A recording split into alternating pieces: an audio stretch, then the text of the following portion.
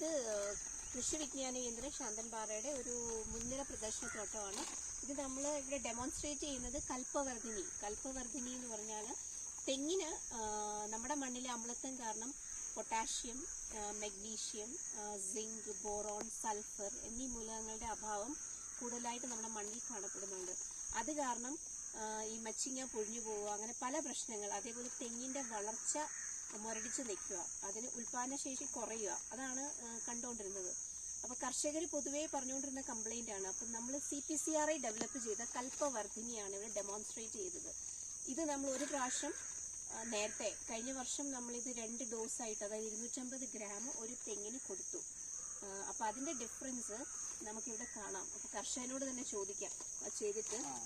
കഴിഞ്ഞ വർഷം നമ്മൾ ചെയ്യുന്നതിന് മുമ്പ് ഇത് കണ്ടോ, ഒരൊറ്റ മച്ചിങ്ങ പോലും പിടിച്ചിട്ടില്ലായിരുന്നു.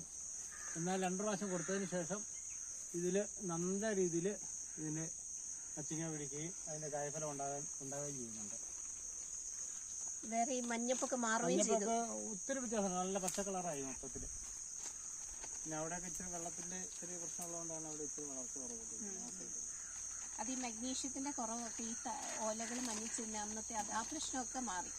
അപ്പൊ ഇപ്പം നമ്മൾ ഈ അടുത്ത ഡോസ്, സെക്കൻഡ് ഡോസ് നമ്മൾ വീണ്ടും ഒരു 250 ഗ്രാം വെച്ച്, ഒരു തടത്തില് 250 ഗ്രാം ആണ്. അതെടുക്കണ്ട കേട്ടോ, അത് ക്ലീൻ അല്ലല്ലോ.